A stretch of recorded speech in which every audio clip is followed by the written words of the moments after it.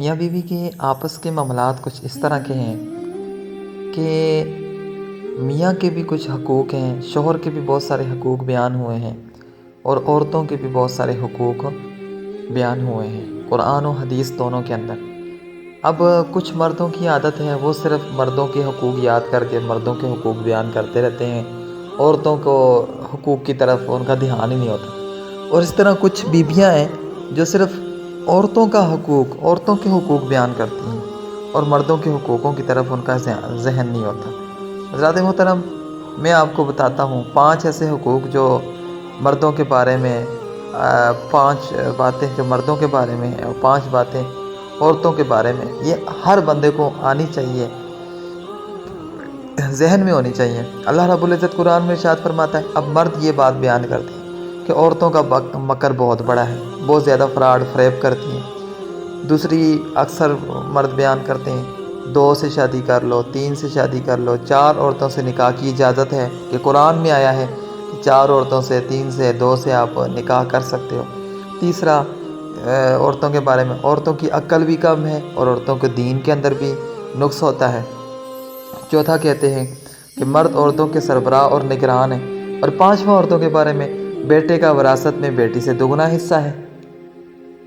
آئیے اپنا مردوں کے بارے میں، اچھا مرد ہی عورتوں کے بارے میں 5 چیزیں بات بیان کرتے ہیں، لیکن عورتوں والی 5 چیزیں یاد نہیں رکھتے۔ قرآن میں ہے عورتوں سے اچھے طریقے کے ساتھ پیش آؤ، یہ بات بھول جاتے ہیں۔ دوسرا حضور نے فرمایا کہ تم میں سب سے اچھا وہ ہے جو اپنے گھر والوں کے ساتھ اچھا ہے، یہ بات بھی بھول جاتے ہیں۔ تیسری، میں تمہیں عورتوں کے بارے میں خیر کی وصیت کرتا ہوں، حضور نے فرمایا کہ میں تمہیں عورتوں کے بارے میں خیر کی وصیت کرتا ہوں، یہ باتیں بھی بھول جاتا ہے، یہ بات بھی بھول جاتے ہیں۔ چوتھی، حضور نے فرمایا ذوف نازک کے ساتھ نرمی کے معاملات کرو، نرمی کا برتاؤ کرو، حدیث شریف ہے، یہ بات بھی بھول جاتا ہے مرد۔ اور 5ویں، حضور نے فرمایا بیویوں کی عزت باعزت شخص ہی کرتا ہے، اور انہیں ذلیل کمینہ شخص ہی کرتا ہے۔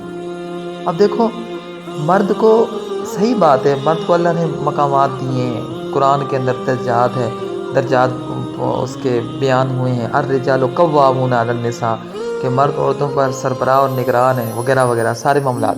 لیکن عورتوں کے بارے میں بھی اللہ رب العزت نے کچھ حقوق فرمائے ہیں، کچھ نبی پاک صلی اللہ علیہ وسلم نے کچھ فرامین ہیں حضور کے عورتوں کے حق میں۔ تو مردوں کو صرف اپنے جو بارے میں ہیں، جو اپنی طبیعت کے مطابق فرمان ہیں، ان کو ہی یاد نہیں کرنا چاہیے، بلکہ جو عورتوں کے بارے میں اللہ رب العزت نے حقوق بیان فرمائے ہیں، نبی پاک صلی اللہ علیہ وسلم نے جو معاملات بیان ہیں، ان کو بھی یاد رکھنا چاہیے۔ اللہ رب العزت عمل کی توفیق عطا فرمائے۔